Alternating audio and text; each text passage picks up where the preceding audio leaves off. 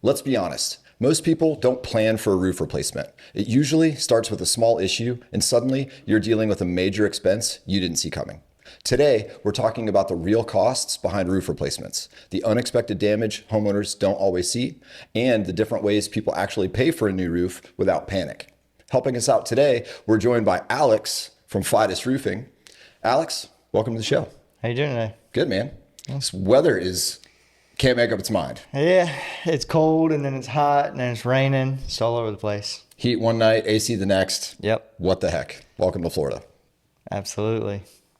So, unforeseen roof damage, Yeah. payment, all sorts of major concerns that can pop up suddenly and bother homeowners. When most homeowners, I would say, don't budget for a new roof, what are the common reasons that a homeowner would suddenly need a new roof? So, actually, a pretty good example of that for the people in Florida recently. This past weekend, that cold front was coming in. We had a lot of wind.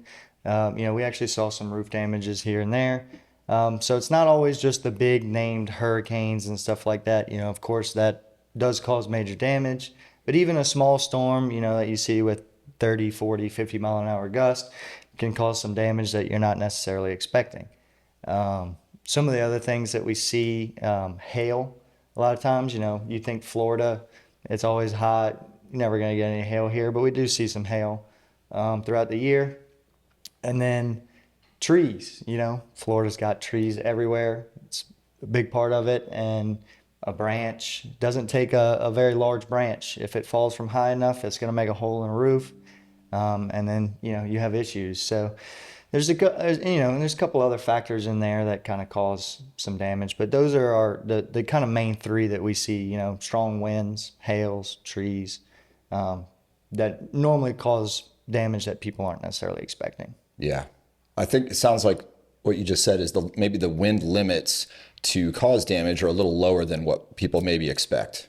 Yeah, so especially if you have a roof with some age on it, a roof gets 10, 12 years old. Sometimes things might not be sealed down as well as they used to be, and a little bit of wind can kind of help that process along a little quicker than expected. Yeah.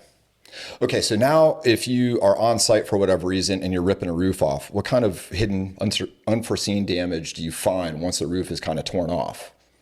Yeah, so the most common things that we see when we pull a roof off that, we can't tell from just looking at the roof from the top. That would be a lot of times we see decking. So decking, the plywood that goes directly on top of the frame of your house, that'll be rotting out over time. You may have some leaks going on that are not necessarily getting into the house, but they're, kind of holding water, and you'll see some rot. Every roof we do has at least one small spot of rot. Sometimes it gets a little more dramatic, but that's one of the main things. And the other one we see is what we call flashing. So wall flashing, it's a piece of metal shaped like an L. It goes up behind the wall and then up underneath your shingles, and that'll kind of rot away. And it'll, over time, especially around here, there's so much salt water. If you're not using aluminum flashing, that will definitely cause that to rust away. And then, that's another point for water intrusion that people don't necessarily think about. Okay. So now somebody has had some damage all of a sudden. Maybe it's unexpected, maybe it's kind of aged, and maybe it's not, maybe it's a little more expected. But how do you explain the surprise costs to a homeowner without overwhelming them? Yeah. So the best way that I like to do that is, try and be try and do as much explaining as I can before we get into that process.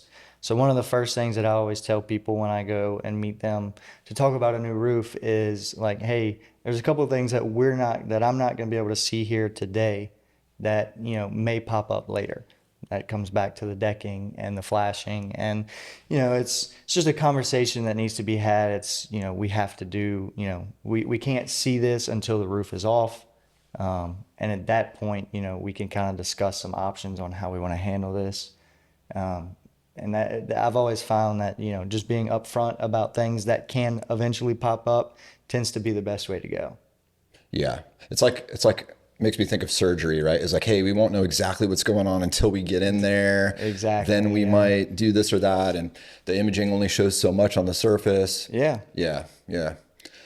What's the difference between maybe doing like somebody's budget minded, right? So they're worried about cost. So what's the difference between a cheap patch job and a real long-term fix on some of these issues? Okay, so one of the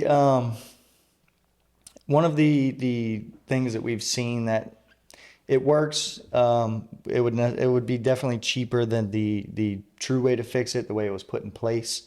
We see a lot of it is called a caulk ledge. So a caulk ledge is another version of flashing.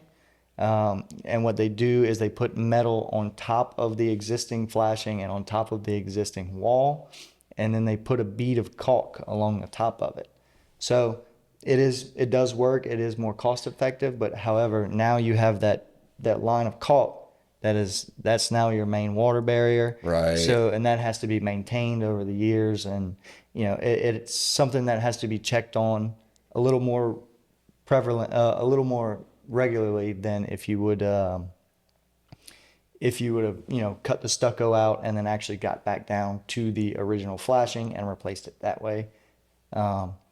Another thing we'll see is, sometimes people will just say, hey, give me the cheapest shingle you can put back up there. So we'll go and we'll do a replacement of, 5 or 6 shingles. And I'll say, I want to make this as cheap as possible. And then you have shingles that don't match. And every shingle is just a little bit different size. So, you'll have one shingle that's 39 inches and 3/4. And then you'll have another shingle that's 41 inches long. Okay. So those seams don't match up quite as well. And you have people trying to cut your shingles to make them fit, and they don't look right. So, there's a couple different things that when you try and do it the cheap way, it doesn't always work out the best. Okay. Yeah, that makes sense. I mean, like anything, right? You start cutting corners, there's going to be massive trade-offs to whatever corner you cut. It's like vehicles, you buy the manufacturer brakes, they're going to work a lot better than the ones you got shipped from China for $20. Right, right. When people hear the total cost of a project, right? Obviously, a full roof is going to be maybe some sticker shock to that number if they don't already know. What are some of the common questions or concerns they have when they hear that total cost? Yeah, so one of the big things that we see is, hey, how am I going to pay for this? Because like you said earlier, not a lot of people are putting money away every month in thoughts of, hey, one day I'm going to need a roof. Right. It's not something that's thought about often. So, we have a couple different options that come in with that, when it comes to financing and things like that kind of help ease that thought of, oh no, how am I going to afford this? Okay. So I'm strapped for cash. Mm-hmm. My roof just sustained damage, or it's time, whatever it is. What payment options are available today for homeowners who weren't planning on the expense and don't have the cash on hand? Yeah. So for us, we offer a couple different finance plans because everybody's in a different situation. We have a 6-month payment plan that's it's same as cash, and then there's no payments on it. So say, okay, I don't have the cash today, but I'll have it in 6 months. So It's like a you go through deferment. so you go through the financing, and then you wait your 6 months, and then as soon as you have that cash ready, you go and pay it. And we have another one which is same 6 months, but it has payments monthly. So if you can afford that higher payment number, it might be a $2,000-$3,000 a month payment, but if you can afford that, you just want to spread it out over a few months, we have that option as well. And then just really not ready for it, not sure how you're going to handle it, we also offer a 180 month plan for we can get that number really low and just allow you to pay it over time. And then of course that comes with no prepayment penalties. So say you get a little money, and you want to pay it off a little quicker, you can always put as much as you would like into it, at no extra cost to you.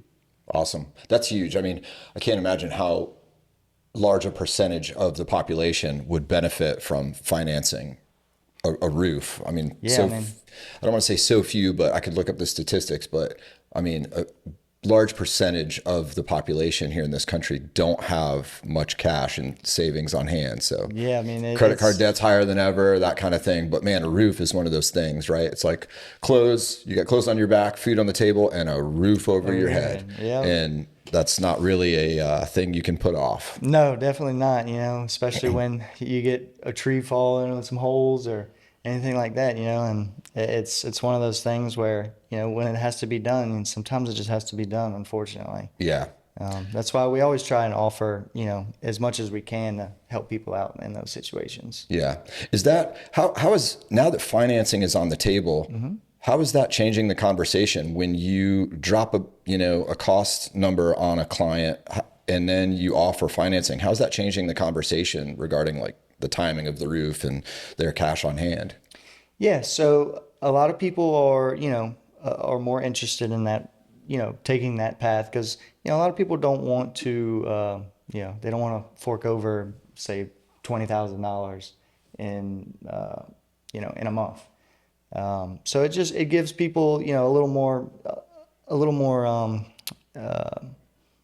comfortability with being able to afford that number and know that they're getting a good solid roof with a good warranty plan that where, if something happens, they're not going to have worries about it and they don't have to spend, a large chunk of money that's going to maybe,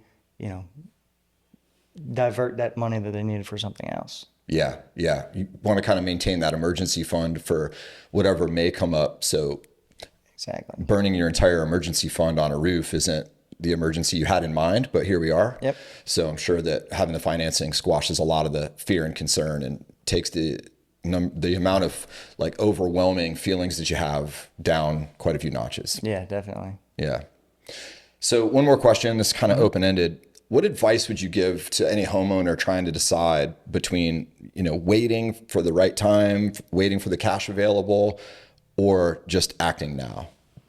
Yeah, so one of the big things that we see, we see it really often is roofing's not getting any cheaper. The farther we get along, we have price increases, things change, labor numbers change. So the longer you wait doesn't always necessarily mean it's going to get cheaper. Right. Okay.